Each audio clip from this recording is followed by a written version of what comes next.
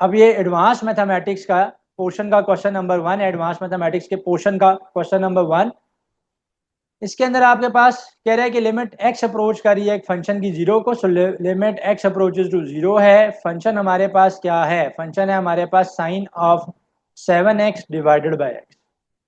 अब sandwich theorem मैं इसमें अप्लाई करूंगा। सैंडविच थ्योरम क्या कहता है? सैंडविच थ्योरम कहता है कि अगर लिमिट एक्स अप्रोच करी हो जीरो को और साइन ऑफ एक्स पड़ा हुआ हो, नीचे भी एक्स हो, इक्वल्स टू 1 हो जाता है।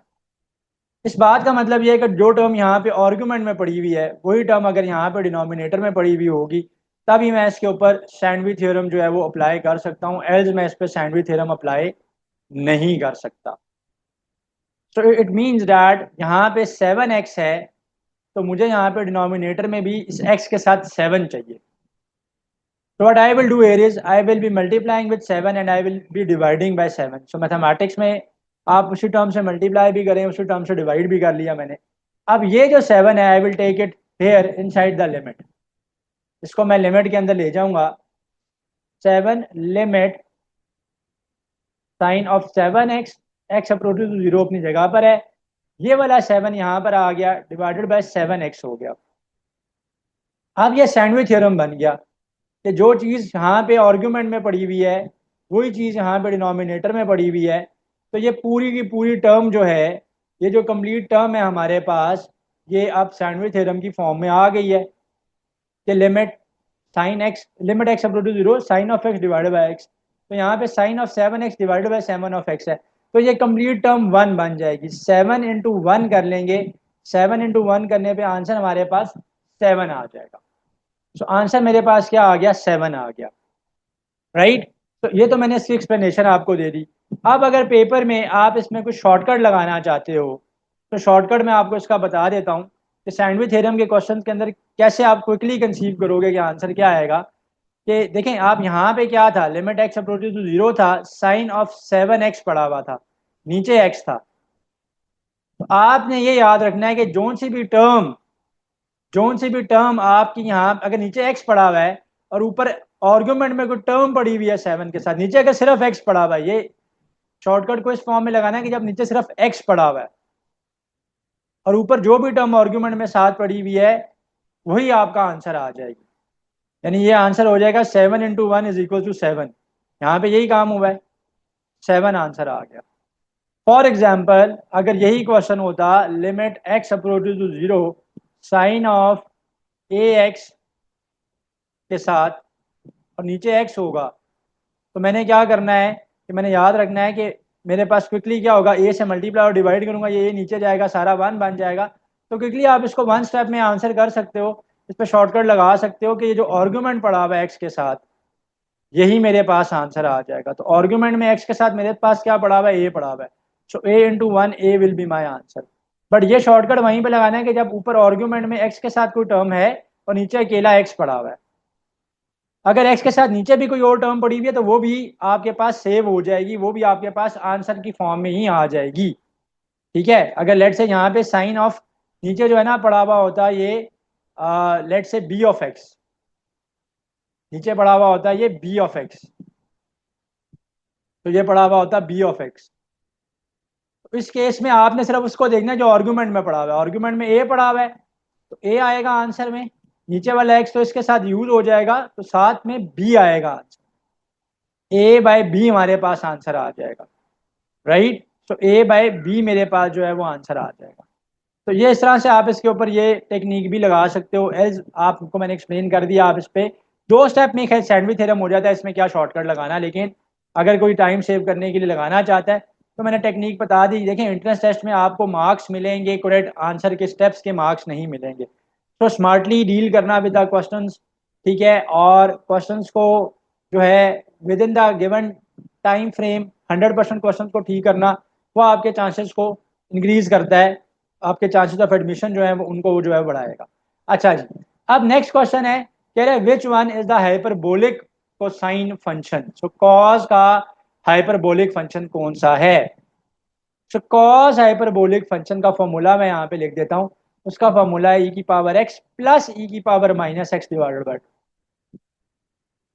एंड पास्ट पेपर्स में ही हमारे पास साइन हाइपरबोलिक एक्स का फार्मूला भी पूछा गया हुआ है कहीं पे। तो साइन हाइपरबोलिक एक्स का फार्मूला ई की पावर एक्स प्लस ई की power minus x divided by 2। तो जहां पे आपसे कॉस हाइपरबोलिक एक्स पूछा हुआ है तो कॉस हाइपरबोलिक एक्स की ये वैल्यू है और साइन हाइपरबोलिक एक्स की वैल्यू ये है हमारे पास। ठीक है। अच्छा जी, कंडीशन पूछी गई है, कह रहे हैं एफ ऑफ माइनस एक्स जो है वो minus times f of x के इक्वल आ गया, तो ये बताएं कि फंक्शन इवन है, ऑड है, इम्प्लिसिट है या एक्सप्लिसिट है। देखें, इवन फंक्शन वो होता है कि जिसको जब आप F of minus x put करें वापस एफ ऑफ एक्स आ जाए, तो ऐसे फंक्शन को हम लोग इवन फंक्शन कहते हैं। और जब एक फंक्शन हो जिसमें हम f of minus x plug in करें और वो minus times f of x आ जाए, तो ये कंडीशन है for the odd function. This is the condition for the odd function. तो ये कंडीशन है फॉर द ऑड फंक्शन, ये ऑड फंक्शन की कंडीशन है। ठीक है। तो यहाँ पे आंसर ऑड आ जाएगा। अगर ये दोनों कंडीशन ना फॉलो हो रही हूँ कि ना तो एक्स माइनस एक्स को एब्जॉर्ब किया है फंक्शन बना है, ना तो माइनस बाहर आ गया और minus times f of x बना है, तो फिर वो neither even nor odd function होता है। तो ऑड की कंडीशन क्या है, नेगेटिव साइन बाहर आ जाएगा। इवन की कंडीशन क्या है कि नेगेटिव साइन एब्जॉर्ब हो जाएगा। Now very very very important question of the past papers. Past paper में ये क्वेश्चन पूछा हुआ है। ठीक है, क्योंकि हम पास्ट पेपर्स की मैराथन कर रहे हैं, सो पास्ट पेपर के अंदर आपका क्वेश्चन आया हुआ है कि कॉज ऑफ माइनस एक्स की वैल्यू क्या है। सो कॉज ऐसा फंक्शन है, ऐसा ट्रिग्नोमेट्रिक फंक्शन है कि जो इवन है वो कॉज ऑफ एक्स के इक्वल होता है। Cause of x and secant of x, cause का रेसिप्रोकल क्या है, सीकेंड है। ये दोनों के दोनों हमारे पास इवन फंक्शंस हैं। तो cos of minus of x cos of x आ जाता है, and secant of x secant of minus x secant of x आ जाता है। तो ये भी बड़ा इंपॉर्टेंट पास्ट पेपर्स का क्वेश्चन है। अच्छा, बाय द वे, इन दोनों ट्रिग्नोमेट्रिक आइडेंटिटीज के अलावा, इन दोनों ट्रिग्नोमेट्रिक फंक्शंस के अलावा बाकी सारे के सारे ऑड है। इन दोनों के अलावा बाकी सारे के सारे ऑड हैं। इस बात का मतलब क्या है भाई, पास्ट पेपर में अगर ये क्वेश्चन आया हुआ है तो पूल ऑफ क्वेश्चन है, उसमें से क्वेश्चन जनरेट होकर आना है आपके पास। तो अगर आपके पास ये क्वेश्चन आ जाता है, लेट से साइन ऑफ माइनस एक्स का, तो sine of minus x minus time sine of x के इक्वल होता है। ऑड है, ऑड की निशानी क्या है कि नेगेटिव साइन बाहर आ जाएगा। टेन ऑफ माइनस एक्स भी ऑड है, वो माइनस टेन ऑफ एक्स आ जाएगा। ठीक है, तो माइनस टेन ऑफ एक्स आ जाएगा। सिमिलरली टेन का रेसिप्रोकल कॉड भी ऑड फंक्शन है, माइनस कॉड ऑफ एक्स आएगा। एंड साइन का रेसिप्रोकल क्या होता है, कोसिकेंड। तो कोसिकेंड ऑफ माइनस एक्स भी minus times cosecant of x बन जाएगा। Minus times cosecant of x बन जाएगा। ठीक है, so minus times cosecant of x बन जाएगा। So minus times cosecant of x. तो ये क्या है कि ये सारे के सारे ट्रिग्नोमेट्रिक फंक्शंस ऑड फंक्शंस हैं। तो ये जो सारे के सारे ट्रिग्नोमेट्रिक फंक्शंस हैं, these are called odd by, because वो नेगेटिव साइन जो है अगर आप उनको माइनस ऑफ एक्स देते हैं इनपुट पे, तो माइनस टाइम का फंक्शन आ जाता है। ये दोनों जो हैं कॉज और सीकेंड, ये सिर्फ इवन है। ये very important question, this is from the past papers question. तो cos of minus x minus times cos of x, cos of minus x cos of x के बराबर आ जाता है, नेगेटिव साइन अब्जॉर्ब हो जाता है सीकेंड के साथ भी। ये बाकी सारे के सारे क्या है हमारे पास, ये सारे के सारे ऑड फंक्शन हैं। तो ये भी आपको पता होना चाहिए। ठीक है, कि ये भी ऑड फंक्शन है। ऑटो शेप्स को मैं बंद करता हूँ, वो उनको शेप्स बनाता जा रहा है।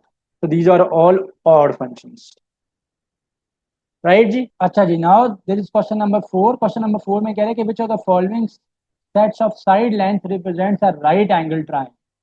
तो कौन सी, जो जहाँ पे पेयर ऑफ साइड्स है, एक ट्रायंगल की तीन ही साइड्स होती हैं, तो वो इनमें से कौन सी साइड जो है वो एक राइट एंगल ट्रायंगल को रिप्रेजेंट करेंगे। तो राइट एंगल ट्रायंगल ऐसा ट्रायंगल को कहते हैं कि जिसमें जो एंगल होता है, एक एंगल 90 डिग्री का होता है। तो एक ट्रायंगल के टोटल एंगल्स का सम तो हमेशा 180 डिग्री ही होगा, लेकिन ऐसा ट्रायंगल जिसमें एक एंगल 90 डिग्री का है, such a such a triangle is known as right angled triangle. ऐसे ट्रायंगल को हम लोग राइट एंगल्ड ट्रायंगल का नाम देते हैं। तो ये ट्रायंगल जो है ना वो राइट एंगल्ड ट्रायंगल कहलाता है। अब इसको कैसे चेक करेंगे, इसको चेक करने का मेथड ये है कि अगर ट्रायंगल की आपके पास साइड्स गिवन है, the three sides of triangle are given, so what you will do here is कि आप क्या करोगे कि किसी भी एक साइड का square, the square of one side is equal to the sum of the squares of the other two sides is equal to the sum of the squares of the other two sides is equal, तो फिर जो है वो एक right angle triangle को represent कर रहा होगा। तो अगर कोई भी एक साइड का स्केयर बाकी दो साइड जो गिवन साइड हैं उनके स्केयर्स के सम्स के इक्वल है, तो हम इसको ये कहेंगे कि this is a right angle triangle. Basically ये हाइपोटेन्यूज का square is equal to base का स्केयर प्लस परपेंडिकुलर का स्केयर, जिसको हम फिथागोरस थ्योरम कहते हैं। ये फिथागोरस थ्योरम की ही एक्सटेंशन है। तो अब मैं गिवन ऑप्शन में से चेक करता हूँ कि कहाँ पर एक साइड जो है वो बाकी एक साइड का स्केयर जो है बाकी दो साइड के स्केयर के सम्स के इक्वल है।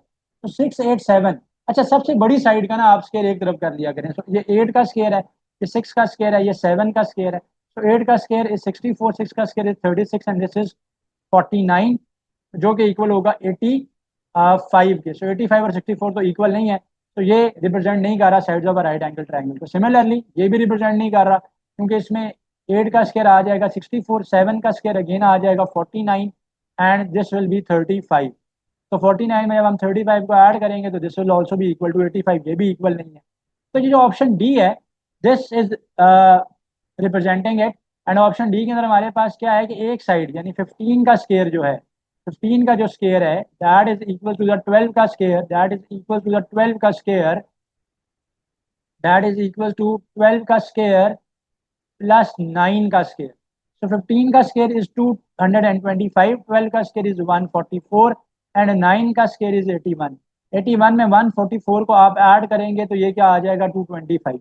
सो लेफ्ट साइड और राइट साइड दोनों क्या हो गए हैं, इक्वल हो गए हैं। लेफ्ट साइड और राइट साइड दोनों इक्वल हो गए हैं। इसका मतलब है कि किसी भी एक साइड का स्केयर, और यूजली लार्जेस्ट साइड को आपने एक तरफ रखना है, ठीक है, ये ट्रिक याद रखनी है, is equal to the square of the sum of the remaining two sides, so it is representing a right angle triangle. So option D यहाँ पे राइट एंगल ट्राइंगल को रिप्रेजेंट कर रहा है। द डेरिवेटिव ऑफ, डेरिवेटिव निकालना है। अब इससे आसान क्वेश्चन कोई नहीं आ सकता मेरा ख्याल है एडवांस मैथमेटिक्स के पोर्शन में। एफ डैश ऑफ एक्स क्या है, डेरिवेटिव कैसे लेंगे, पुरानी पावर मल्टीप्लाई हो जाएगी, नई पावर एक रिड्यूस हो जाएगी, प्लस 2 अपनी जगह पे, साथ में 2 आ जाएगा, पुरानी पावर मल्टीप्लाई हो जाएगी, 2 में से एक 1 चला जाएगा, x हो जाएगा -5 है। x का डेरिवेटिव क्या होता है, 1 होता है, और कांस्टेंट का डेरिवेटिव 0 होता है। तो this is 3x square plus 4 of x -5। तो ये एफ डैश ऑफ एक्स आ गया। तो एफ डैश ऑफ एक्स की वैल्यू आ गई मेरे पास। सिंपल था ये। नेक्स्ट क्वेश्चन पे चल रहे हैं। अच्छा यहाँ पर ना इस क्वेश्चन के अंदर डबल डेरिवेटिव पूछा हुआ था उसने, d2y/dx स्क्वायर पूछा हुआ था, डबल डेरिवेटिव पूछा हुआ था, यानी F double dash of x पूछा हुआ था। तो F double dash of x कैसे लेते हैं, पहले आप एक दफ़ा डेरिवेटिव लोगे, फिर आप दोबारा डेरिवेटिव ले लोगे, तो डबल डेरिवेटिव हो जाएगा। तो डेरिवेटिव ले लेते हैं 5x⁴ -6x प्लस कांस्टेंट का डेरिवेटिव क्या हो जाएगा, 0 हो जाएगा। दोबारा डेरिवेटिव ले लेते हैं ना, यह आ जाएगा 20x³ -6 अपनी जगह पे, x का डेरिवेटिव 1, 0 तो वैसे ही खत्म हो चुका है। तो आंसर आएगा यहाँ पे 20x³। तो 20x³ आएगा, आंसर आएगा कि यहाँ पर 20x³ आएगा, 20x³ आएगा और साथ में -6 आ जाएगा। राइट जी। अच्छा अब ये क्वेश्चन जब पास पेपर में आया था तो बहुत से बच्चे इसको लेके कंफ्यूजन का शिकार हो गए थे, हालांकि बहुत इजी क्वेश्चन है। लेकिन जब भी आपने मिनिमा या मैक्सिमा निकालना है तो आपने डबल डेरिवेटिव टेस्ट करना है। कौन सा टेस्ट करना है, आपने डबल डेरिवेटिव टेस्ट करना है। डबल डेरिवेटिव टेस्ट क्या कहता है, डबल डेरिवेटिव टेस्ट ये कहता है कि आप एफ डैश ऑफ एक्स यानी पहले एक दफ़ा डेरिवेटिव लो, उसको 0 के इक्वल पुट करो और एक्स की वैल्यूज निकालो। हमें यहाँ पे एक्स की वैल्यूज निकालने की इस क्वेश्चन में जरूरत नहीं है, क्योंकि एक्स की वैल्यूज हमें गिवन है। फिर वो क्या कहता है, वो कहता है कि दोबारा आप सेकंड ऑर्डर डेरिवेटिव लो, इसलिए इसको डबल डेरिवेटिव टेस्ट कहते हैं कि 2 दफ़ा डेरिवेटिव लो, डेरिवेटिव लेके एक्स की वैल्यूज को इसमें पुट करो, एक्स की जो वैल्यूज हैं उनको यहाँ पे आपने पुट करना है। अगर इसका आंसर ग्रेटर देन 0 आ रहा है, वैल्यू पुट करके इसका आंसर ग्रेटर देन 0 आ रहा है, तो ये क्या है कि मिनिमा है, ये क्या है, मिनिमा है। और अगर आंसर लेस देन 0 आ रहा है तो ये मैक्सिमा है, ये उल्टा चलेगा। नेगेटिव के केस में मिनिमा है और पॉजिटिव के नेगेटिव के केस में मैक्सिमा है और पॉजिटिव के केस में मिनिमा है। मैक्सिमा और मिनिमा होते क्या हैं? ग्राफ के वो पॉइंट जो बाकी अपने नेबरिंग पॉइंट से हायर होते हैं वो मैक्सिमा, और जो लोअर होते हैं वो मिनिमा। तो मैक्सिमा और मिनिमा को कंबाइन हम कहते हैं एक्सट्रीमा। एक्सट्रीम पॉइंट से एक्सट्रीमा भी कहते हैं, एक्सट्रीम पॉइंट से एक्सट्रीमा कहते हैं। तो बहुत इजी है। हम करेंगे क्या, हम ये जो यहाँ पे गिवन हमारे पास फंक्शन है इसका दो दफा डेरिवेटिव लेंगे, क्योंकि यहाँ पे जो मेथड लगाना है वो क्या नाम है उसका, double derivative test. Double derivative test का मतलब क्या, दो दफा डेरिवेटिव लो, एक्स की वैल्यूज को पुट करो, जिस वैल्यू के ऊपर आंसर ग्रेटर देन जीरो आ रहा है यानी पॉजिटिव आ रहा है वो मिनिमा है। हमने मिनिमा के लिए चेक करना है ना कि किस पॉइंट में मिनिमा है। तो मैं इसका डेरिवेटिव लेता हूँ, पहले मैं इसका डेरिवेटिव लूंगा, एफ डैश ऑफ एक्स आएगा मेरे पास, पुरानी पावर नीचे आ जाएगी थ्री, और एक पावर कम हो जाएगी, डिवाइडेड बाय थ्री अपनी जगह पे, माइनस अपनी जगह पे, ये वाला थ्री और ये वाला टू अपनी जगह पे, पुरानी पावर नीचे टू आ जाएगा और नई पावर एक्स हो जाएगी, प्लस टू कांस्टेंट है उसके साथ एक्स पड़ा हुआ है, एक्स का डेरिवेटिव वन है, टू इंटू वन टू हो गया। अब पहले कैंसिलेशन कर लेते हैं, थ्री थ्री के साथ कैंसिल, ये टू इस टू के साथ कैंसिल, मेरे पास आएगा एफ डैश ऑफ एक्स आएगा मेरे पास x square minus three x plus two. अब डबल डेरिवेटिव टेस्ट है तो दोबारा डेरिवेटिव लेंगे, सेकेंड ऑर्डर डेरिवेटिव लेने जा रहा हूं मैं, डबल डैश, तो टू एक्स माइनस थ्री आ जाएगा, पुरानी पावर नीचे नई पावर एक, कम माइनस थ्री, एक्स का डेरिवेटिव वन और टू, कॉन्स्टेंट है डेरिवेटिव जीरो है, मैं लिख नहीं रहा। अब चेक करते हैं किस पॉइंट के ऊपर मिनिमा है, हमने मिनिमा ढूंढना है, हमने मिनिमा को ढूंढना है। तो पहला point x equal to zero put करके देखते हैं। तो इसमें मैं f double dash of zero put करूंगा, तो टू इंटू जीरो हो जाएगा zero, minus three, zero minus three क्या आएगा, माइनस थ्री आ रहा है, ये तो लेस देन जीरो है, तो नेगेटिव के ऊपर मैक्सिमा होता है, मैंने मिनिमा ढूंढना है, इसका मतलब है ये पॉइंट तो नहीं है। वन प्लग इन करते हैं, F double dash of one निकालते हैं, तो टू वन जा टू, टू में से थ्री चला जाएगा, माइनस वन आ जाएगा, माइनस वन आ रहा है, नेगेटिव है, इसका मतलब है मैक्सिमा है। X equals to minus one put करके देखते हैं, इसमें माइनस वन पुट कर रहा हूं अब यहाँ पे, तो two into minus one minus two, minus three अपनी जगह पे, ये माइनस फाइव आ रहा है, अभी भी नेगेटिव आ रहा है, इसका मतलब है मैक्सिमा है। ठीक है, हमने मिनिमा निकालना है, तो अब एक ही चॉइस बची है, इसका मतलब है वहीं पे हमारे पास मैक्सिमा होगा। पेपर में आप इस तरीके का स्टेप कर सकते हो कि जी तीन पे तो मिनिमा निकल रहा है, तो लास्ट चॉइस पे मैक्सिमा होगा। मैं आपको बता भी देता हूँ कि उस पर मैक्सिमा है, कैसे है, उसमें वैल्यू क्या प्लग इन करेंगे, टू प्लग इन करेंगे, f double dash of two आ जाएगा, टू टू ज़ा four, two into two minus three, four में से थ्री चला गया पीछे, वन आ जाएगा, तो वन आ रहा है, आंसर ग्रेटर देन जीरो आ रहा है, तो ग्रेटर देन जीरो के ऊपर क्या होता है, मिनिमा होता है। हमने मिनिमा ढूंढना था किस पॉइंट के ऊपर, तो option D right choice. Very easy question, past papers का एग्जैक्ट क्वेश्चन है जी।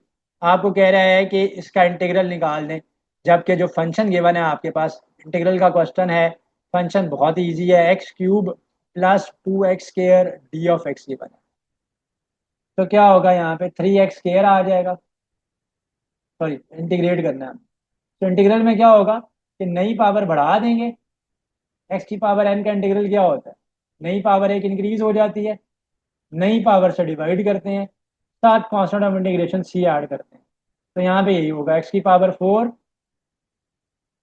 Divided by four plus two x की power three divided by new power three plus constant of integration C आ जाएगा। तो this is your answer, one step में होने वाला integral था, ये बहुत ईजी क्वेश्चन है। अच्छा, ये क्वेश्चन पास पेपर में आया हुआ है, ई की पावर एम एक्स भी और ई की पावर एक्स भी। देखें, ई की पावर एक्स एक ऐसी टर्म है कि जिसका इंटीग्रल लें तभी ई की पावर एक्स आता है, उसका डेरिवेटिव लें तब ई की पावर एक्स आता है। तो थोड़ा सा मैं इसका कॉन्सेप्ट दे देता हूँ, ई की पावर एक्स का जब हम इंटीग्रल लेंगे, जब हम इसका इंटीग्रल लेंगे तो भी ई की पावर एक्स ही आता है, जब हम ई की पावर एक्स का डेरिवेटिव लेंगे तो भी आपने याद रखना है कि हमारे पास ई की पावर एक्स ही आता है। ठीक है, अब जब हमारे पास इस तरह की फॉर्म में क्वेश्चन होगा, ई की पावर एम ऑफ एक्स है, ई की पावर एम ऑफ एक्स है, और हमने इसका इंटीग्रल लेना है। तो इसका इंटीग्रल कैसे लेंगे कि आप ई की पावर एम ऑफ एक्स को एज इट इज लिखेंगे, और जो ऊपर पावर वाली टर्म है, इस पावर वाली टर्म के डेरिवेटिव से हम डिवाइड करेंगे। एम ऑफ एक्स में एम कांस्टेंट है, एक्स का डेरिवेटिव 1 है, तो एम इंटू 1 एम हो जाएगा। तो ई की पावर एम ऑफ एक्स का इंटीग्रल कैसे लेते हैं, ई की power m of x as it is लिखा जाएगा, ऊपर टर्म के डेरिवेटिव से डिवाइड करेंगे प्लस कांस्टेंट ऑफ इंटीग्रेशन। अगर इसी का डेरिवेटिव आ जाए पेपर में तो फिर क्या होगा, ई की पावर एम ऑफ एक्स का डेरिवेटिव कैसे लेंगे। अगर मैंने इसको डेरिवेटिव लेना है इसका, लेट से ये मेरे पास y है और मैंने y डैश निकालना है, तो e की power m x as it is लिखा जाएगा और ऊपर टर्म के डेरिवेटिव से साथ मल्टीप्लाई करेंगे। तो एम ऑफ एक्स का डेरिवेटिव तो m है, ऑलरेडी मैं कर चुका हूँ, तो m यहाँ पर साथ मल्टीप्लाई हो जाएगा। तो इस तरह से आप जो है ना वो आंसर निकालें। ठीक है कि d y by d x आपके पास क्या आएगा, ये d y by d x लिखा जाएगा कि d y by d x आपके पास क्या आएगा, एम ई की पावर एम ऑफ एक्स आएगा, एम ई की पावर एम ऑफ एक्स आएगा। ठीक है, और इंटीग्रल में क्या होगा, जो भी एक्सपोनेंशियल फंक्शन है, एक्सपोनेंशियल फंक्शन की term as it is power में आएगी, डिवाइड करेंगे, किससे डिवाइड करेंगे, जो भी ऊपर वाली पावर का डेरिवेटिव है, इंटीग्रल में डिवाइड करेंगे और डेरिवेटिव में उसके डेरिवेटिव से साथ मल्टीप्लाई करेंगे। बड़ा इंपॉर्टेंट क्वेश्चन है। ठीक है, इस क्वेश्चन में आपको इसने दो फंक्शंस दिए हैं, दोनों फंक्शंस आपस में मल्टीप्लाई हो रहे हैं और हमने उनका क्या करना है, इंटीग्रल निकालना। अब इस क्वेश्चन को देख के बहुत से स्टूडेंट कंफ्यूजन का शिकार हो जाते हैं कि भाई दो फंक्शंस मल्टीप्लाई हो रहे हैं, पता नहीं ये क्या प्रॉब्लमैटिक क्वेश्चन आ गया, कोई डिफिकल्ट क्वेश्चन आ गया। तो मैं यहाँ पे अगर थोड़ा सा गौर करूँ तो मैं इसको साइन 2x की आइडेंटिटी बना सकता हूँ, फॉर्मूला बना सकता हूँ। देखें साइन 2x का फॉर्मूला क्या है, 2 sine of x cos of x, 2 sine of x cos of x. अगर यहाँ पे 2 आ जाए तो ये साइन एक्स कॉज एक्स तो पड़ा हुआ है, तो मैं क्या करूंगा, 2 से मल्टीप्लाई भी करूंगा और 2 से मैं डिवाइड भी करूंगा। तो मैंने 2 से यहाँ पे मल्टीप्लाई भी किया, 2 से डिवाइड भी किया। अब ये सारी की सारी तो आइडेंटिटी क्लोज हो गई ना, ये सारी की सारी तो अब आइडेंटिटी बन गई है। कौन सी, ये वाली 2 साइन एक्स कॉज एक्स लिखा हुआ है। भाई साइन एक्स पहले लिख लो, कॉज एक्स बाद में लिख लो, कोई फर्क नहीं पड़ता। एग्जामिनर ने सिर्फ आपको कंफ्यूज करने के लिए, डिसीव करने के लिए उसने क्या किया है कि कॉज एक्स पहले लिख लिया कि स्टूडेंट परेशानी का शिकार हो जाए और क्वेश्चन में स्टक हो जाए। तो 1/2 तो अपनी जगह पे आएगा, ये आइडेंटिटी बंद होगी साइन 2x की, कैसे भी मैंने बता दिया। अब 1/2 अपनी जगह पे, 1/2 अपनी जगह पे, साइन का डेरिवेटिव प्लस कॉज होता है, लेकिन साइन का इंटीग्रल माइनस कॉज होता है, याद रखना। ऑपोजिट चलते हैं फॉर्मूले, यहाँ पे इंटीग्रल का फॉर्मूला लगाना है। तो साइन ऑफ एक्स का इंटीग्रल क्या होता है, माइनस कॉज ऑफ एक्स। तो ये आएगा minus cos of 2 of x divided bye, ये जो आर्गुमेंट है अंदर ये जो टर्म है इसके डेरिवेटिव से डिवाइड करेंगे। तो 2x का डेरिवेटिव 2 कांस्टेंट है, x का डेरिवेटिव 1, 2x का डेरिवेटिव 2 आता है, तो 2 से मैं डिवाइड करूंगा plus constant of integration c, जहां कहीं पे भी हम इंटीग्रेट करते हैं साथ constant of integration c add करते हैं। तो ये हो जाएगा -1/4 cause of 2 of x plus c। ये 2 नहीं कैंसिल हो सकते। कोई ऐसा स्टूडेंट ना बात करते कि भाई वो 2 उसके आर्गूमेंट में पड़ा था, वो नहीं कैंसिल करना। तो -1/4 कॉस 2 ऑफ एक्स प्लस सी मेरे पास आंसर आ जाएगा। तो इंटीग्रल के केस में अगर आर्गूमेंट में एक्स के अलावा कोई टर्म पड़ी हो तो उससे डिवाइड करते हैं। ठीक है, सो ओवरव्यू भी साथ साथ चल रहा है, ना सिर्फ 5 पेपर की ये मैराथन हो रही है बल्कि ओवरव्यू भी चल रहा है। सीकेंड स्क्वायर एक्स का इंटीग्रल पूछ रहा है। भाई देखें, इंटीग्रेशन और डेरिवेशन एक दूसरे का एंटायर प्रोसेस है। इंटीग्रेशन और डेरिवेशन एक दूसरे का एंटी प्रोसेस है, एंटायर प्रोसेस है। डेरिवेटिव डेरिवेटिव है, डेरिवेशन है। ठीक है जी, तो डेरिवेशन जो है वो एक दूसरे का रिवर्स प्रोसेस है। तो सीकेंड स्क्वायर एक्स किसका डेरिवेटिव है, secant square x tan x का डेरिवेटिव है, तो इसका इंटीग्रल tan एक्स बन जाएगा। क्योंकि डेरिवेटिव पढ़ा हुआ है, उसका जब इंटीग्रल लेंगे तो वापस फंक्शन आ जाएगा। भाई वापस फंक्शन आ जाएगा, तो tan ऑफ एक्स आ जाएगा और साथ constant of integration C. Integral तो डेरिवेटिव्स के और ट्रिग्नोमेट्री के और साइन और कॉस हाइपरबोलिक फंक्शंस के एनालिटिकल ज्योमेट्री के बेसिक फार्मूलाज अगर आप कर लेते हो, एडवांस मैथमेटिक्स का पोर्शन आपका 100% जो है वो कवर अप हो जाएगा आपके पेपर में। ठीक है, सो एडवांस मैथमेटिक्स जिन स्टूडेंट्स का होगा वो 100% कवर अप हो जाएगा। तो tan of x plus C आ गया, राइट जी। तो नेक्स्ट क्वेश्चन पे चलते हैं, बड़ा इंपॉर्टेंट क्वेश्चन है, इन्होंने बहुत दफा पूछा हुआ पास पेपर में। एंटी डेरिवेटिव ऑफ जीरो पूछ रहा है भाई। एंटी डेरिवेटिव किसको कहते हैं? इंटीग्रल को कहते हैं। जीरो का इंटीग्रल क्या होगा? जीरो का इंटीग्रल, जीरो का इंटीग्रल तो जीरो ही आएगा, साथ कांस्टेंट ऑफ इंटीग्रेशन सी आ जाएगा, जीरो प्लस सी, सी होता है कांस्टेंट होता है, ऑप्शन डी आंसर है। तो ये बहुत दफा रिपीट हुआ है, इंशाल्लाह इस बार ही फिर आएगा आपके पेपर में। ठीक है, तो कांस्टेंट जो का डेरिवेटिव तो जीरो ही होता है, लेकिन उसका एंटी डेरिवेटिव इंटीग्रल जो है वो कांस्टेंट होता है। Find the slope of the line given by the equation. Slope of the line निकालने का आपको कहा जा रहा है। तो स्लोप ऑफ द लाइन निकालने का आपको क्या है? स्लोप ऑफ द लाइन निकालने का आपको कहा जा रहा है। स्लोप ऑफ द लाइन कैसे निकालेंगे? स्लोप ऑफ द लाइन हम निकालेंगे कि हम y की टर्म को सेपरेट आउट कर लेंगे और फिर उसको वन बना देंगे, उसका जो कोफिशिएंट है उसको वन बना देंगे। तो जो x के साथ टर्म पड़ी हुई होती है वो आपकी स्लोप होती है, वो आपकी क्या होती है? स्लोप होती है। तो वो आपकी स्लोप है। तो अगर आपने स्लोप निकाल ली एक लाइन की, निकालनी है तो क्या करोगे? वाई वाली टर्म को सेपरेट आउट करोगे। सो यहाँ पे क्या हो जाएगा? 3y is equal to -4x -7। तो -4x को भी राइट साइड पे ले जाएंगे, 7 को भी राइट साइड पे ले जाएंगे। अब y को 1 बनाना है। सो y का कोफिशिएंट क्या है? 3 है। ये 3 यहाँ पर मल्टीप्लाई हो रहा है, दूसरी तरफ जाएगा तो डिवाइड कर देगा। तो this will be written as y is equal to, y is equal to -4x -7/3। अब सेपरेट करेंगे टर्म्स को। This can be written as -4x/3 and -7/3। तो -4x/3 -7/3। Now comparing it with the slope intercept form, जो कि क्या है? Formula y is equal to mx plus C. वो क्या कहता है? वो कहता है अगर y अकेला पड़ा हुआ है, x के साथ स्लोप पड़ी हुई है, x के साथ स्लोप पड़ी हुई है जो कि है -4/3, जो कि है -4/3, स्लोप पड़ी हुई है -4/3। इसके अलावा पास्ट पेपर्स में दो लाइंस की इक्वेशंस गिवन थी और चेक करके बताना था कि वो लाइंस पैरेलल हैं या परपेंडिकुलर है। उस केस में आपने क्या करना है? इसी मेथड से आपने उनकी स्लोप्स निकालनी है। अगर तो दोनों लाइन की स्लोप्स इक्वल होती हैं, m1 और m2 इक्वल है, तो लाइंस क्या होती हैं? पैरेलल होती हैं। तो पैरेलल के केस में the slopes are equal. In the case of parallel, the condition of the parallelity of the slopes is of the equation of the lines is कि लाइंस पैरेलल तब है कि जब दोनों के जो स्लोप्स हैं वो इक्वल है। और अगर दोनों की स्लोप्स का प्रोडक्ट -1 है तो वो परपेंडिकुलर है। वो क्या है? परपेंडिकुलर है। तो ये कंडीशन भी पूछी जा सकती है, तो आपने उसको देखना है। ठीक है जी। तो क्वेश्चन नंबर 14 में क्या है? कह रहा है find the perpendicular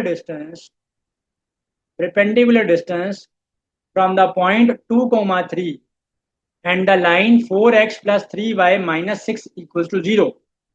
perpendicular distance निकालना है आपने किसके बीच में?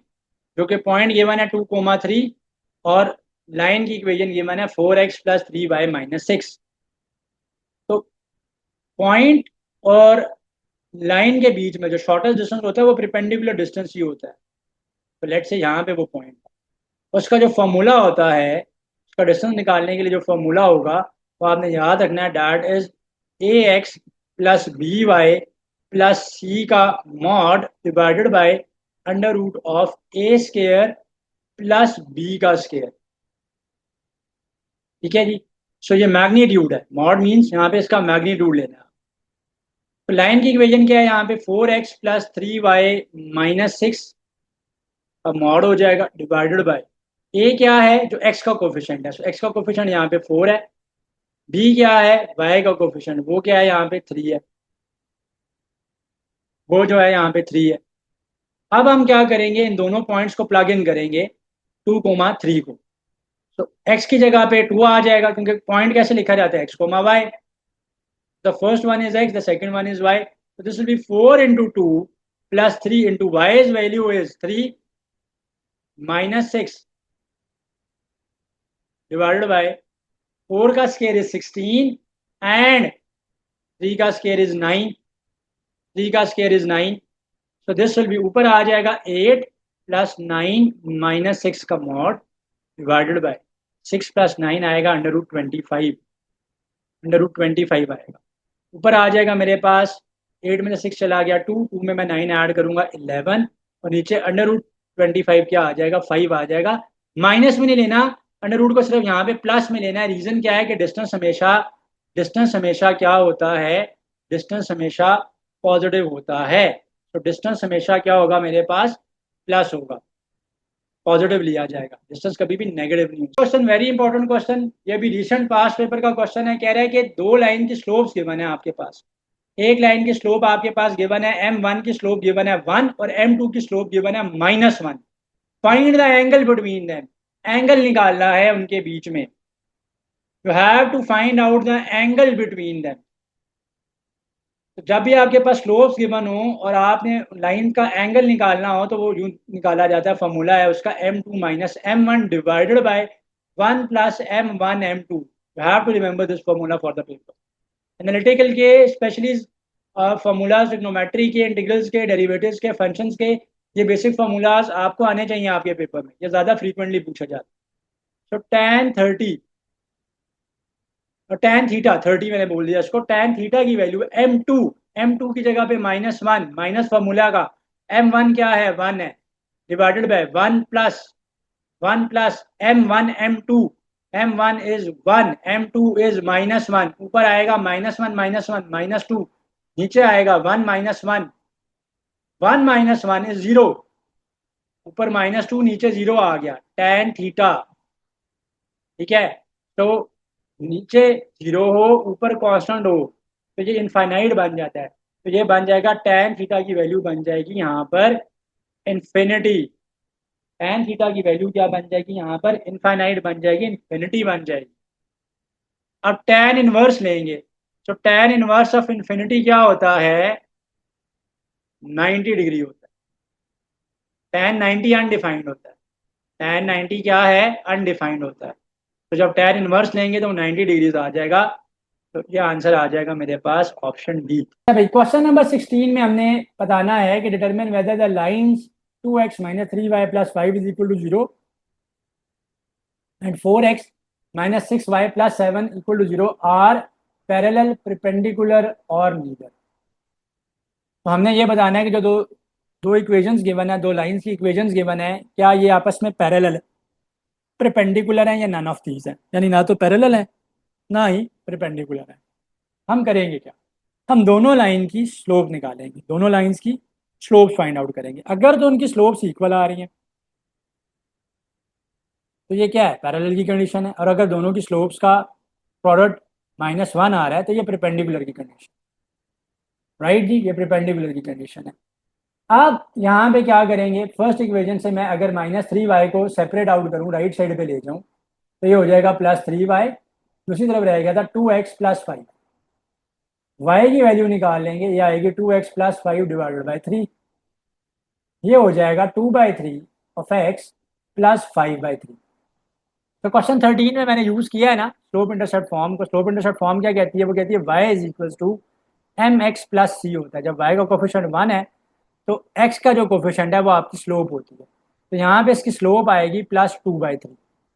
तो लाइन 1 की स्लोप क्या आ गई है, m1 आ गया मेरे पास +2/3। m2 आएगी मेरे पास क्या, 4x - 6y + 7 is equal to 0। यहाँ पे भी मैं यही काम करूंगा कि -6y को राइट साइड पे ले जाऊंगा, that will become +6y and left पे रह जाएगा मेरे पास 4x + 7, जिसको मैंने राइट साइड पे लिख लिया। अब y की वैल्यू, y का कोफिशिएंट 1 करना होता है, डिवाइडेड बाय 6 कर लेंगे, 4/6 ऑफ x + 7/6 आ जाएगा। अगेन ये क्या है, x के साथ जो टर्म पड़ी हुई है वो आपकी स्लोप है। तो दूसरी लाइन की स्लोप आई है, m2 की स्लोप आई है, m2 आई है 4/6, इसको सिंप्लीफाई करो तो 2/3 हो जाएगी। अब फर्स्ट लाइन की स्लोप भी 2/3 है, सेकेंड लाइन की स्लोप भी 2/3 है, दोनों स्लोप्स इक्वल हैं। इसका मतलब क्या है, लाइन जो है वो पैरेलल है।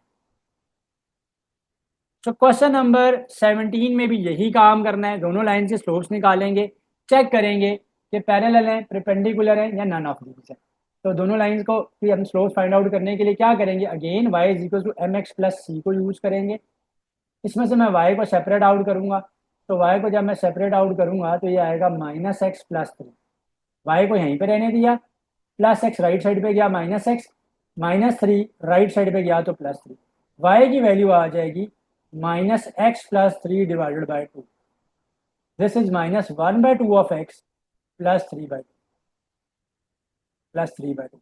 तो स्लोप क्या आ जाएगी, स्लोप इंटरसेप्ट फॉर्म से एम एक्स प्लस सी जब हम करेंगे तो एम आ जाएगा minus one by two. Second के लिए हम सॉल्व करते हैं, वो आएगा two x minus y plus four is equal to zero. Y को राइट साइड पे ले जाएंगे, वाई ऑलरेडी वन ही है उसका कोफिशिएंट, तो लेफ्ट साइड पे रह गया टू एक्स प्लस फोर, जिसको मैंने राइट साइड पे लिख लिया है। यहाँ पे स्लोप आ गई, एक्स एक्स के साथ जो टर्म है वो स्लोप होती है, तो इसकी स्लोप आ गई प्लस टू, इसकी स्लोप आई थी माइनस वन बाई टू। दोनों के स्लोप्स का प्रोडक्ट एम वन और एम टू का प्रोडक्ट माइनस वन आ रहा है, क्योंकि एक आई है माइनस वन बाई टू, दूसरी आई है प्लस टू, कैंसिल हो गया तो इनका प्रोडक्ट आ गया माइनस वन। इसका मतलब है ये परपेंडिकुलर है, इसका मतलब क्या है, ये परपेंडिकुलर है। डेरिवेटिव पूछ रहे हैं आपसे, f of x is equal to sine x plus cos x का, बहुत इजी है, f dash of x find out करूंगा। साइन एक्स का डेरिवेटिव क्या होता है, साइन एक्स का डेरिवेटिव होता है प्लस कॉज एक्स, और कॉज एक्स का डेरिवेटिव होता है माइनस साइन एक्स। तो प्लस माइनस माइनस, तो cos x minus sine x आ जाएगा। अच्छा, f double dash of x बताना है, जबकि f of x minus sine of x given है। तो पहले मैं एफ डैश ऑफ एक्स एक दफा डेरिवेटिव लूंगा, माइनस अपनी जगह पे कांस्टेंट है। साइन एक्स का डेरिवेटिव प्लस कॉज एक्स होता है, तो plus minus minus minus cos x आ जाएगा। अब दोबारा डेरिवेटिव लेंगे, f double dash of minus constant है, पढ़ा रहने दो। कॉज एक्स का डेरिवेटिव होता है बेटा minus sine of x, minus minus plus sine of x, plus sine of x, तो प्लस साइन ऑफ एक्स यहां पर आंसर आ गया। ठीक है जी, प्लस साइन ऑफ एक्स यहां पर आंसर आ गया। Sine p plus sine q का डायरेक्टली फॉर्मूला पूछा गया, और ये बहुत दफा क्वेश्चन रिपीट हुआ है इनके पास paper. Sine p plus sine q का formula, cos p plus cos q का फॉर्मूला, और उसके अलावा आपको पता होना चाहिए sine p minus sine q का formula, and sine and cos p plus cos q का फॉर्मूला भी पता होना चाहिए। All these formulas are very important. इसके अलावा साइन की ट्रिग्नोमेट्रिक जो बेसिक आइडेंटिटीज हैं साइन की और कॉस की, वो तो पता होनी चाहिए, एंड डबल एंगल आइडेंटिटीज करने हैं एटलीस्ट। अगर आप ट्रिपल एंगल आइडेंटिटीज को पेपर के लिए नहीं भी करते तो डबल एंगल आइडेंटिटीज कर लें, क्योंकि पास पेपर के पैटर्न में देखा गया है कि वो चीज़ें रिपीटेड क्वेश्चन में से हैं। तो उसमें कोई क्वेश्चन आए तो ताकि आप उसमें 100% मार्क्स ले सकें। Sine p plus sine q, ये क्या होगा, two sine p plus q divided by two into cos of p minus q divided by. इसके फोर फार्मूलाज हैं, फार्मूला लिस्ट जो अपलोड की हुई है उसके अंदर ये गिवन है, उसको आप चेकआउट कर सकते हो। You should be remembering these formulas because they are important as far as your papers are concerned, seeing these past paper questions. Question number 21 में स्लोप पूछी गई है, ये 2024 के पास पेपर्स में का रिपीटेड क्वेश्चन है। मेरी लास्ट जो ईयर की 2024 की मैराथन था उनमें भी इंक्लूडेड था। तो slope of the line passing through the point आपसे पूछी गई है। तो स्लोप निकालना तो बहुत ईजी है, ऑलरेडी हम लोग इसको लेक्चर में रिवाइज कर चुके हैं कि slope is represented by m, and इसका फॉर्मूला क्या होता है, वाई का डिफरेंस डिवाइडेड बाय एक्स का difference. So y2 minus y1 divided by x2 minus x1. So y2 is 6 minus y1 is 4 divided by x2 is 4 x2 is 4, x2 यहाँ पे क्या है 4 है,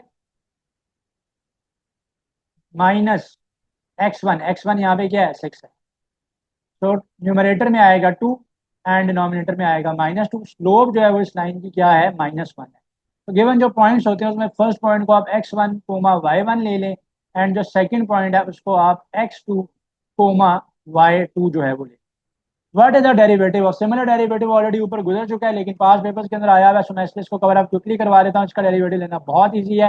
एफ डैश ऑफ एक्स क्या आ जाएगा, पुरानी power से मल्टीप्लाई करेंगे, नई पावर एक रिड्यूस हो जाएगी, एंड ये 3 आ जाएगा, और एक्स का डेरिवेटिव 1 आ जाएगा, एंड कॉन्स्टेंट का डेरिवेटिव 0 होता है। So the answer is 2x plus 3, so 2x plus 3, option A here is the right choice. अच्छा, अब कॉनिक से रिलेटेड को बहुत ज्यादा क्वेश्चन नहीं आते, लेकिन सर्कल की इक्वेशन को एटलीस्ट आपने लाजमी देखना for the various entrance test, and this is their one of the most repeated question of the past paper. ये क्वेश्चन जो है ये अभी राउंड वन में भी कराची में और लाहौर में, क्योंकि राउंड वन कंडक्ट हो चुके हैं 2025 के, वहाँ पे ये लाहौर एंड कराची कैंपस में ऑलरेडी क्वेश्चन आया हुआ है. जो इंजीनियरिंग का फेज हुआ था मार्च के अंदर 2025 का, वहाँ पे भी ये क्वेश्चन आया है. स्प्रिंग के अंदर भी कुछ स्टूडेंट्स का सिमिलर क्वेश्चन आया हुआ था. तो इस क्वेश्चन के अंदर उन्होंने किया हुआ क्या है कि आपको एक सर्कल की इक्वेशन गिवन है विच इज x-2 का whole square and plus y plus 3 का whole square is equal to 25. तो आपसे दो बातें पूछ रहे हैं कि what is the radius of the circle and the centre of this circle. तो सर्कल की इक्वेशन हमारे पास गिवन है एंड हमने फाइंड आउट करना है रेडियस ऑफ द सर्कल को and centre of the circle को. तो जो इक्वेशन गिवन है दैट इज x-2 का whole square plus y plus 3 का whole square is equal to 25, is equal to 25. अब जो सर्कल की इक्वेशन है दैट इज गिवन बाय, उसकी स्टैंडर्ड फॉर्म में that is given by x minus h का whole square plus y minus k का whole square is equal to r का square. So this is the standard form of the circle, right जी. अब ये तो हमारे पास r का square पड़ा हुआ है, सो दिस इज रेडियस का square. So r square is फिर 25 अंडर रूट ले लेंगे तो r जो है ना वो +5 आ जाएगा. -5 तो नहीं ले सकते भाई, क्योंकि रेडियस डिस्टेंस है, डिस्टेंस हमेशा पॉजिटिव होता है. तो एक बात तो पता चली कि रेडियस तो 5 है. अब सब में रेडियस 5 है. अब चेकआउट कैसे करेंगे कि हमारे पास सर्कल का सेंटर क्या है. तो x-2 को मैं कंपेयर करूंगा x-h के साथ, बिकॉज x-2 का होल स्क्वायर एंड x-h का whole square these are the, वो उसके स्टैंडर्ड फॉर्म के साथ मैंने कंपेयर कर लिए हैं. तो अब यहाँ पर क्या होगा, x तो x के साथ कैंसिल हो जाएगा, where as -2 is equal to -h and h की वैल्यू आ जाएगी +2. मैंने h क्यों फाइंड आउट किया, सर्कल का जो सेंटर होता है ना उसके स्टैंडर्ड फॉर्म में वो h कोमा k से रिप्रेजेंट होता है. तो I need to find out this h and I need to find out this k as well. अब मैं y माइनस के को रिप्रेजेंट करूंगा y प्लस 3 के इक्वल कर देंगे, y के साथ कैंसिल आ जाएगा, हो जाएगा, और माइनस के की वैल्यू 3 एंड k की वैल्यू -3 आ. तो h comma k is my center and that is 2 comma -3. So that is 2 comma -3. तो 2 comma -3 आ जाएगा. सो रेडियस मेरे पास क्या है, 5 है, एंड सेंटर जो है ना वो मेरे पास 2 comma 3 आया. ऑप्शन सी यहाँ पे करेक्ट चॉइस है. तो option C the correct choice. This is wrong, this is wrong and this is wrong as well, क्योंकि उनमें -2 comma +3 एंड +2 comma +3 पड़ा था. Moving on to question 24. Question 24 में आपको कह रहे हैं what is the limit, what is the limit when x approaches to 1. So एक फंक्शन गिवन है f of x जिसकी वैल्यू है x square -1 divided bye x -1 and limit x approach कर रही है +1 को. तो लिमिट x अप्रोच कर रही है +1 को. तो यहाँ पे क्या है, x square -1 divided bye x -1 है. तो लिमिट x अप्रोचेस टू 1 है. मैं पहले थोड़ा सा सिंप्लीफाई कर लेता हूँ. तो x square -1 can be written as x square -1 का square which is in the form of a minus b into a plus b. तो a square minus b square है ना ये. So this is a square minus b square which can be opened as a minus b and a plus b. So this will be opened as x square minus 1 will be opened as x minus 1 into x plus 1. Denominator में इस function के x minus 1 पड़ा हुआ है और limit x approach कर रही है 1 को. तो x minus 1 कैंसिल हो जाएंगे. तो the limit x approaches to 1 है and this is x plus 1 plug in कर देंगे हम लोग 1 + 1. सो इसकी वैल्यू क्या आ जाएगी, 2 आ जाएगी. So the answer here is 2. What is the derivative of, अब f ऑफ x का डेरिवेटिव पूछ लिया. मेरा नहीं ख्याल है कि इससे आसान क्वेश्चन आ सकता है, लेकिन क्योंकि पास पेपर्स की मैराथन और ये पास पेपर्स का क्वेश्चन है, ठीक है. सो f ऑफ x का डेरिवेटिव क्या होगा, f ऑफ x का डेरिवेटिव होता है प्लस कॉज ऑफ x. तो प्लस कॉज ऑफ x इसका आंसर आएगा. Option A here is the right choice. Limit, similar question मैं आपको ऊपर करवा चुका हूं. लिमिट का क्वेश्चन है, limit n approaches to 0, n approaches to 0 and that this is sin of a of n divided by n. sin of a of n divided by n है, ठीक है जी. तो सैंडविच थ्योरम अप्लाई करेंगे. Sandwich theorem क्या कहता है, sandwich theorem कहता है कि लिमिट अगर x अप्रोच करिए 0 को sin थीटा डिवाइडेड बाय, बल्कि लिमिट थीटा अप्रोच करिए 0 को sin theta divided by theta क्या हो जाएगा, 1 हो जाएगा. अब यहाँ पे n तो अप्रोच कर रहा है, वेरिएबल तो 0 को अप्रोच कर रहा है, बट यहाँ पर क्या है कि साथ a भी पड़ा हुआ है. तो यही टर्म डिनोमिनेटर में होनी चाहिए. सो मैं a से मल्टीप्लाई भी करूंगा, a से डिवाइड भी करूंगा, और ये वाला a मैं यहाँ पे ले जाऊंगा. तो the next step I will write it as a limit n approaches to 0 sine of a of n divided by a of n, divided by a of n. तो this whole will now become 1 due to sandwich theorem, क्योंकि limit sine theta है, ऊपर a n है नीचे भी a n है approach, so this is 1, so a into 1 हो जाएगा, तो answer here is a. What is the slope of the line y is equal to 3x minus 5? Again very simple question, but क्योंकि पास paper का question है solve कर रहा हूँ मैं इसको. y is equal to 3x minus 5, y is equal to mx plus c है, so y is equal to mx plus c के साथ मैं इसको कंपेयर करूंगा, कंपैरिजन करूंगा, तो y का कोफिशिएंट ऑलरेडी 1 है, तो m की वैल्यू क्या आ जाएगी, +3 आ जाएगी. तो इजी क्वेश्चन भी थे पेपर में. इससे डिफिकल्ट क्वेश्चन पास पेपर का जो है वो ऑलरेडी हम इस लेक्चर में कर चुके हैं, लेकिन ये भी पास पेपर का रिपीटेड क्वेश्चन है, इजी क्वेश्चन है. इंटीग्रल पूछ रहे हैं आपसे ई ऑफ एक्स का, सो ई ऑफ एक्स का आप इंटीग्रल लें या डेरिवेटिव लें, वो ई की पावर एक्स ही आएगा, and constant of integration C यहाँ पर ऐड हो जाएगा. तो this is option A here is the right choice, e की पावर एक्स प्लस सी आ जाएगा. Again most one of the most repeated question में से है. इंटीग्रल हमने बताना है जी इस फंक्शन का. फंक्शन क्या है, नेचुरल लॉग ऑफ एक्स. तो natural log of x is the function, और हमने इसका इंटीग्रल बताना है. अब यहाँ पे डायरेक्टली हम इसका इंटीग्रल नहीं निकाल सकते, we need to use integration by parts. So this will be 1 and this will be natural log of x d of x. 1 suppose कर लिया इसके साथ. अब इंटीग्रेशन बाय पार्ट्स क्या कहते हैं, जब भी दो फंक्शन होंगे आपके पास, now here the first function is 1 and the second function is natural log of x. तो 1 का इंटीग्रल क्या हो जाएगा, एक्स डॉट, अब जिस एक फंक्शन को आप इंटीग्रेट करते हैं, दूसरे फंक्शन को आप एज इट इज छोड़ देते हैं, माइनस का साइन प्लग इन करते हैं, होल इंटीग्रेशन का साइन प्लग इन करते हैं, इंटीग्रल लेके जो आंसर आया था वो लिखेंगे, एंड जिस फंक्शन को आपने छोड़ा था उसका आप डेरिवेटिव ले लोगे और साथ डी ऑफ एक्स. तो एक्स का इंटीग्रल 1 आ गया यहाँ पे, नेचुरल लॉग ऑफ एक्स. तो नेचुरल लॉग ऑफ एक्स, ठीक है, so natural log of x को मैंने एज इट इज छोड़ दिया. नेचुरल लॉग ऑफ एक्स यहाँ पर ये वाला जो सेकंड फंक्शन है एज इट इज पड़ा रहेगा, माइनस का साइन आएगा, होल इंटीग्रेशन आएगा. इंटीग्रल के बाद क्या आया था, एक्स. इंटीग्रेशन इंटीग्रल लेने के बाद 1 का इंटीग्रल लेने के बाद एक्स आया है, वो प्लग इन करेंगे. नेचुरल लॉग ऑफ एक्स का डेरिवेटिव ले लेंगे, वो होता है 1/x, ये आ जाएगा डी ऑफ एक्स. एक्स के साथ कैंसिल हो जाएगा, this will be x natural log of x minus 1 का इंटीग्रल ले लेंगे. अब अगेन हमारे पास आंसर आ जाएगा, तो this will be x natural log of x minus x plus C. तो दिस इज आवर आंसर. तो ये हमारा क्या है, ये हमारा आंसर आ रहा है. X natural log of x minus x plus c, option C here is the right choice. Moving on to check whether the point 1, 3 lies dash the given line above, below, on the line or cannot be determined. तो इस case में क्या करते हैं, जो भी line की equation given होती है ना, जैसे यहाँ पे मेरे पास इक्वेशन गिवन है 2x प्लस 6y माइनस 7, इसके अंदर हम पुट कर देते हैं जो कि गिवन पॉइंट है. सो गिवन पॉइंट यहाँ पर क्या है, 1, 3 है, इसको प्लग इन करेंगे. अगर तो आंसर ग्रेटर देन 0 आ रहा होगा तो फिर हम कहेंगे अबव द लाइन है. अगर आंसर लेस देन 0 आ रहा होगा तो हम कहेंगे बिलो द लाइन है, और अगर आंसर इक्वल टू 0 आ रहा होगा तो हम कहेंगे ऑन द लाइन है. सो ये अबव का केस है, ये बिलो का केस है, और ये ऑन द लाइन का केस. सो 2 × 1 प्लस 6 × 3 माइनस 7 है, ये 2 प्लस 18 है माइनस 7, तो ये आ जाएगा 20. 20 में से 7 को माइनस करेंगे, प्लस 13 आ रहा है. So the answer is greater than 0, so it means it lies above the line, so it is above the line. So now moving on to the question number 31.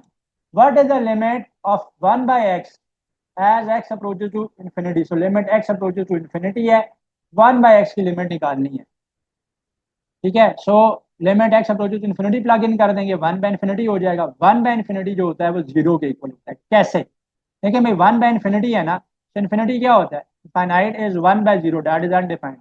तो इन्फिनिटी की जगह मैं 1/0 plug in कर दूंगा, 0 जो नीचे divide हो रहा है वो ऊपर चला जाएगा, ऊपर जाकर मल्टीप्लाई हो जाएगा और 0/1 आ जाएगा. तो 0/1 क्या आ जाएगा, 0 आ जाएगा.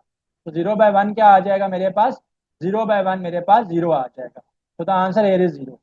इवेल्युएट द इंटीग्रल, सो हमने इंटीग्रल फाइंड आउट करना है 3n square D of n, और अपर लिमिट 3 है, लोअर लिमिट 1 है. तो यहाँ पे हमारे पास एब्सोल्यूट इंटीग्रल हमने फाइंड आउट करना है. तो सबसे पहले तो मैं क्या करूँगा कि 3n स्क्वायर को इंटीग्रेट कर लूँगा. 3n स्क्वायर का इंटीग्रल, यहाँ पे वेरिएबल का नाम nx भी हो सकता है, तो यहाँ पे बहरहाल n गिवन था. तो दिस इज 3n का क्यूब, नई पावर इंक्रीज हो जाएगी, नई पावर से डिवाइड करेंगे and upper limit minus lower limit कर लेंगे. 3 के साथ cancel, so this will B n cube upper limit 3 lower limit 1, n का क्यूब दिस विल बी 3 का क्यूब माइनस 1 का क्यूब, 3 का क्यूब 27, 27 में से 1 चला जाएगा तो ये आ जाएगा जी 26, तो 26 इसका आंसर आ जाएगा। What is the function f of x equal to cos of x? What is the function f of x cos of x? क्या ये इवन है, ऑड है? नीदर इवन है नॉर ऑड है। सो f ऑफ x, अगर ये जो function है cos ऑफ x, ये इवन फंक्शन होता है। ट्रिग्नोमेट्रिक फंक्शन में से cos x और secant ऑफ x ये दोनों इवन होते हैं, क्योंकि इसमें cos ऑफ माइनस x जो है ना वो cos ऑफ x के ही इक्वल आ जाता है। तो this is an even function, so the correct answer is this is an even function. The line passing through the origin and intersecting the first and the third coordinates is, यहाँ पे typo हुआ है in the options में, आपको बता देता हूँ। ऐसी लाइन जो कि ओरिजिन को इंटरसेक्ट कर रही है और फर्स्ट एंड थर्ड क्वाड्रेंट से गुजर रही है, फर्स्ट एंड थर्ड क्वाड्रेंट से जा रही है। ये बहुत दफा ऐसे 12 क्वेश्चन रिपीट हुआ है by the way pass papers में। तो एक ऐसी लाइन जो कि ओरिजिन यानी 0,0 से पास ऑन कर रही है, ये ओरिजिन है हमारे पास यहाँ पर, और फर्स्ट और थर्ड क्वाड्रेंट को इंटरसेक्ट करती है। This is the first quadrant, the second one, this is the third one, this is the fourth quadrant. तो इस लाइन की इक्वेशन क्या होगी? तो इस लाइन की equation y is equal to x होती है। ये आपने याद रखना है, बहुत इंपॉर्टेंट क्वेश्चन है। तो y is equal to x होती है। मैं इसको एक्सप्लेन भी कर देता हूँ। देखो 0,0, सो x 0 है, y भी 0 है, तो ये पॉइंट बनेगा x1 y1, ये पॉइंट बनेगा x2 y2, ये पॉइंट बनेगा, क्योंकि y और x दोनों इक्वल है ना। जब दोनों इक्वल है तो दोनों के पॉइंट सेम आएंगे। तो 1,1 आएंगे, 2,2 आएंगे, 3,3 आएंगे एंड सो ऑन। अब एक और है जी, यहाँ पे लेट से -1, तो ये आएगा -2, -1। तो ये लाइन बन रही है जो कि फर्स्ट और थर्ड क्वाड्रेंट को इंटरसेक्ट करती है और ओरिजिन पर से भी पास ऑन होती है। तो इस लाइन की इक्वेशन आ जाएगी y is equal to x। यहाँ पर टाइप होता मैंने बता दिया। एंड इसी से रिलेटेड एक और बड़ी इंपॉर्टेंट है, और वो ये है कि ऐसी लाइन बताओ जो कि सेकंड एंड फोर्थ क्वाड्रेंट को इंटरसेक्ट करती है, तो उसकी इक्वेशन आएगी y is equal to minus x. Y is equal to minus x आएगी। सेम काम कर लेना, आप प्लग इन करके देख लेना। फर्स्ट तो 0,0 है तो वो पॉइंट ओरिजिन पे ही बनेगा। अब नेक्स्ट है जी 1, लेट से x जो है 1 है तो y आएगा फिर -1, x1 है y आएगा -1, ये पॉइंट। फिर x2 है तो y आएगा -2, क्योंकि y is equal to minus x चल रहा है, तो ये पॉइंट है। सिमिलरली अगर x को -1 ले लेंगे तो y +1 आ जाएगा, ये पॉइंट आएगा। -2, +2, ये पॉइंट आएगा। तो this line intersect the second and the fourth quadrant. तो वो लाइन जो कि फर्स्ट एंड थर्ड क्वाड्रेंट को इंटरसेक्ट करती है और ओरिजिन से पास ऑन होती है, उसकी इक्वेशन आती है y is equal to x, and y is equal to -x। उस लाइन की इक्वेशन आती है जो कि सेकंड एंड फोर्थ क्वाड्रेंट को इंटरसेक्ट करती है और ओरिजिन से पास ऑन होती है। Very very very important. तो this question is super important, क्योंकि ये बहुत स्टूडेंट्स ने मुझे डिफरेंट सेशन में रिपीटेड क्वेश्चन के पूल के लिए बताया है। तो यहाँ पे टाइपो था। बहरहाल अब हम चलते हैं ट्रिग्नोमेट्री के फंक्शन की तरफ। ठीक है, ट्रिग्नोमेट्री के क्वेश्चन की तरफ अब हम चलते हैं, जो कि रिपीटेड क्वेश्चन हैं बैरिया के एंट्रेंस टेस्ट के।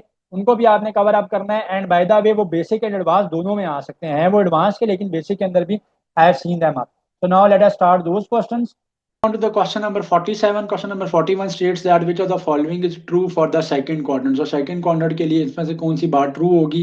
Sin is greater than 0, cos is greater than 0, cot is greater than 0, tan is greater than 0. So trigonometry के बेसिक ट्रिग्नोमेट्री के क्वेश्चन भी आपके बी कैट के अंदर, जो नेक्स्ट का आपका सोशल साइंसेज का टेस्ट है उसके अंदर इंक्लूडेड होते हैं, जिसमें लॉ का, ह्यूमैनिटीज के टेस्ट का जो बेसिक जो क्वांटिटेटिव मैथमेटिक्स है, essential part of it.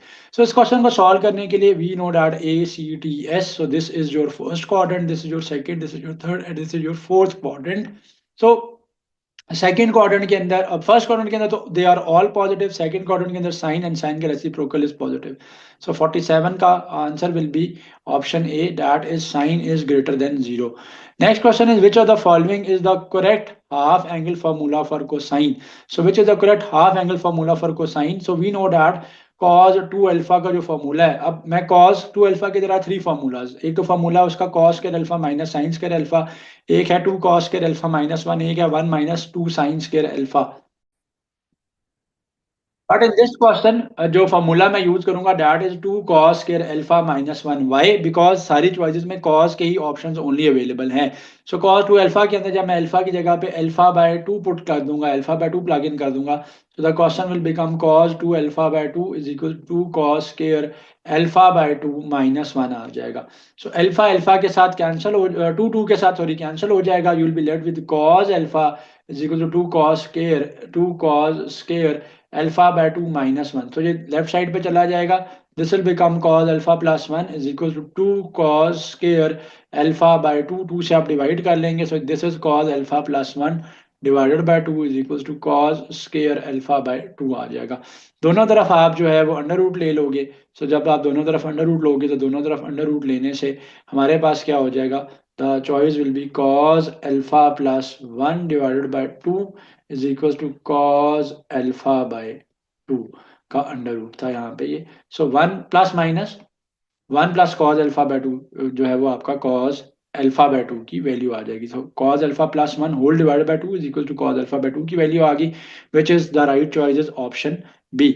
Moving on to the next question, solution है बहुत इजी है, sec x into sec x minus sine 2x है। सॉल्व कर लेते हैं, सीकेंड एक्स अपनी जगह पे रहेगा, ये वाला सीकेंड एक्स मैं ब्रैकेट में ले जाऊंगा, सो this will become minus सीकेंड x minus minus plus सीकेंड x into sine 2x। So sine 2x का नेक्स्ट स्टेप में मैं फॉर्मूला ओपन कर लूंगा, बाय द वे ये सीकेंड एक्स माइनस सीकेंड एक्स कैंसिल हो जाएगा। अब नेक्स्ट रहेगा ये वाला सीकेंड एक्स और ये साइन 2x रह जाएगा 2 साइन एक्स कॉज एक्स, ठीक है जी। सो नेक्स्ट स्टेप में सीकेंड एक्स की जगह पे आ जाएगा 1 by cos x, so this will be 2 sine x cos x. So cos x के साथ कैंसिल हो जाएगा, only you will be left with 2 sin x। Complementary angle of sine 60 degree, so sine 60 degree की जो value होती है वो under root 3/2 होती है, इसका कॉम्प्लीमेंट्री एंगल वो होगा, साइन 60 की जो वैल्यू है मैंने बताया कि वो अंडर रूट 3/2 होगी, और इसका जो कॉम्प्लीमेंट्री एंगल होगा वो कॉस की वो वैल्यू होगी कि जिसपे कॉस की भी सेम वैल्यू है। अगर सिंपल सिर्फ एंगल होता कि जो 60 डिग्री एंगल है कॉम्प्लीमेंट्री एंगल बताओ तो फिर 60 में 30 ऐड करें तो 90 होता है। सो कॉम्प्लीमेंट्री एंगल्स के लिए 90 डिग्री का सम होना चाहिए एंड सप्लीमेंट्री एंगल्स के लिए 180 डिग्री का सम होना चाहिए। बट यहाँ पे सिर्फ एंगल नहीं है बल्कि एंगल के साथ एक ट्रिग्नोमेट्रिक रेशो भी गिवन है, that is sine. So sine 60 की वैल्यू अंडर रूट 3/2 है, you need to check for the options के जिसके ऊपर साइन की जो वैल्यू आ रही है अंडर रूट 3/2 साइन 60 की सेम वैल्यू उसी ट्रिग्नोमेट्रिक रेशो के ऊपर उस किसी एंगल के लिए आती हो। तो cos 30 की भी जो वैल्यू होती है that is also under root 3/2। मैंने टेबल्स करवाए में, हम टेबल्स को आप देख लें, things will be much simpler for you. तो साइन 60 अंडर रूट 3/2 के साथ कैंसिल हो जाएगा, वो सॉरी साइन 60 की वैल्यू अंडर रूट 3/2 है, cos 30 की वैल्यू भी अंडर रूट 3/2 है, दोनों का आंसर जो है वो सेम है, कॉम्प्लीमेंट हुए एक दूसरे के। 1 माइनस टेन स्केयर एक्स और 1 माइनस कॉट स्केयर एक्स को आप किस तरह से सिंप्लीफाई कर सकते हैं, ये पूछा गया है। सो कोई मुश्किल नहीं है, 1 माइनस टेन स्केयर एक्स, तो टेन की जगह पे मैं वैल्यू प्लग इन कर दूंगा sine x by cos x, वो sine square x by cos square x आ जाएगा, डिवाइड करूंगा 1 minus cos square x divide by sine square x आ जाएगा। एलसीएम ले लूंगा मैं ऊपर वाली टर्म का भी, न्यूमरेटर वाली टर्म्स का भी और डिनोमिनेटर वाली टर्म्स का भी। न्यूमरेटर में जब हम एलसीएम लेंगे तो ये कॉस स्क्वायर यहाँ चला जाएगा, so this will B cos square x minus sine square x divided by cos square x, and नीचे आ जाएगा ये साइन स्क्वायर एक्स इधर चला जाएगा, so this will be sine square x minus cos square x divided by sine square x आ जाएगा, right जी।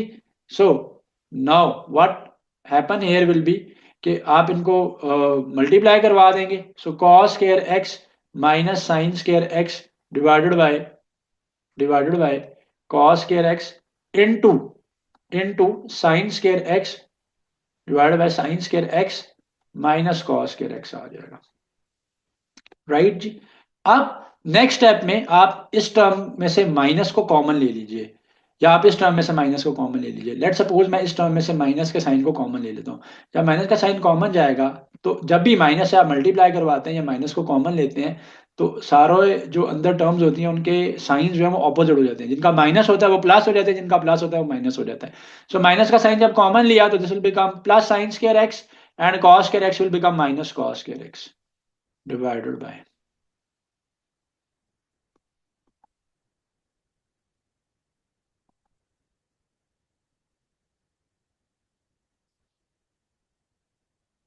Sign square x, और ये कैंसिल हो जाएंगे, ये आ जाएगा minus and this will become minus sine square x by cos square x आएगा minus tan square x, so minus tan square x आ जाएगा।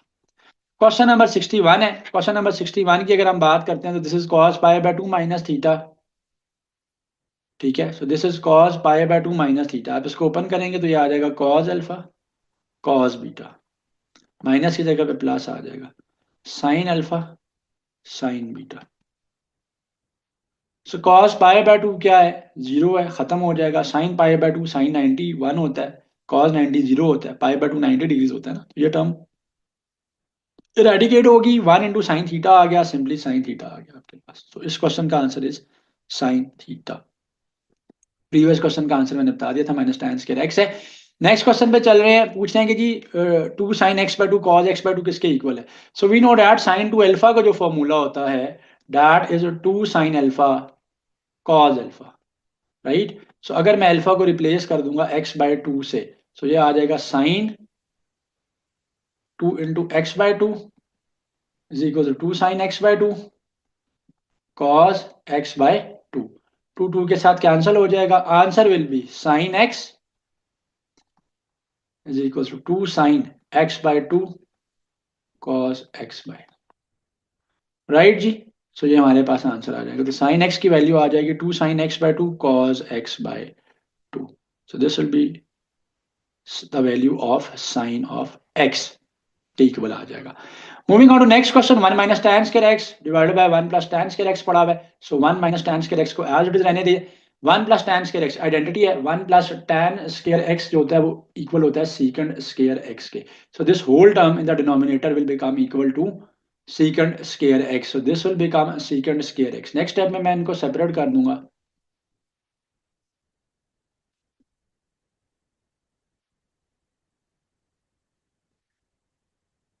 1 बाय secant स्क्वायर x आ जाएगा cos square x minus tan square x आ जाएगा, और secant square x को आप रेसिप्रोकेट कर लीजिए, रेसिप्रोकेट करेंगे एक्स को भी तो ये आ जाएगा cos स्क्वायर एक्स। एंड इसी स्टेप में आप बेशक tan स्क्वायर एक्स को ओपन कर लें। नेक्स्ट स्टेप में ओपन कर लेते हैं, तो this is cos square x minus tan square x आ गया sin square x by cos square x dot cos square x. cos square x cos square x से कैंसिल हो जाएगा, you will be left with cos square x minus sin square x. So cos square x by minus sin square x ये आ जाएगा मेरे पास sin 2x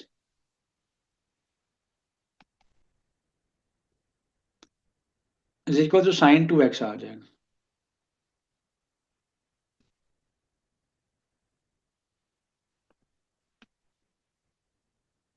अच्छा जी, next question के ऑप्शन में कुछ थोड़ी सी एम्बिग्युइटी है, उनको देख लीजिएगा, लेकिन मैं बता देता हूँ कि क्वेश्चन है क्या। So the question is sin x by 2 की वैल्यू आपने बतानी है। तो sin x बाय 2 की वैल्यू के लिए हम इसको सॉल्व कर लेते हैं। फिर बता रहा हूँ ऑप्शन जो है वो इनकरेक्ट टाइप हुए हैं। इजी पीजी है, sine square x by 2 plus cos square x by 2 equal to 1 होता है। कहाँ से आया ये, so sine square alpha plus cos square alpha 1 होता है, तो ये वहां से जनरेट हुआ है। साइन एक्स बाय 2 की वैल्यू को आप जब सेपरेट आउट करोगे तो ये आ जाएगी sine square x by 2 is equal to 1 minus cos square x by 2 है। यहाँ पे भी अंडर रूट ले लेंगे, यहाँ पे भी अंडर रूट ले लेंगे। जब हम यहाँ पे अंडर रूट लेंगे तो ये आ जाएगा sine x by 2 under root of 1 minus cos square x by 2। तो this will be your answer, ठीक है। तो एलसीएम नहीं इसका लिया जा सकता क्योंकि ये 2 इसके आर्गुमेंट में पड़ा हुआ है। तो सिंपली ये चॉइसेस थी जो यहाँ पे इनकरेक्ट जो है वो मार्क हो गई हैं। नेक्स्ट क्वेश्चन पे हम चल देंगे जी। नेक्स्ट क्वेश्चन के अंदर हमें कह रहे हैं कि tan and cos are negative in which quadrant. So tan and cos किस क्वाड्रेंट में नेगेटिव होते हैं।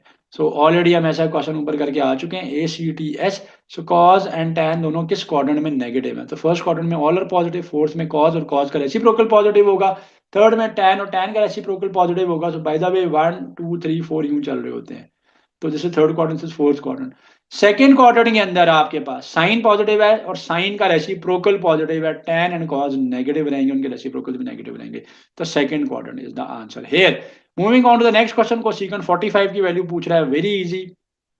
cosecant is reciprocal of sine, so I'll be writing it as 1 by sine 45. Sine 45 cos 45 दोनों की जो वैल्यू है, so cos 45 and sin 45 both are equal and दोनों की जो वैल्यू है 1 by under root 2 होगी. So this is 1 by under root 2. नीचे वाला under root 2 जो डिवाइड हो रहा है ऊपर जाकर मल्टीप्लाई हो जाएगा. This will be under root 2 by 1. Under root 2 by 1 is equals to under root 2. So answer हमारे पास under root 2 आ जाएगा. Next question is sine 13 cos 77 cos 13 sine 77 की वैल्यू आपसे पूछी जा रही है. So this is the formula जो कि sine alpha cos beta plus cos alpha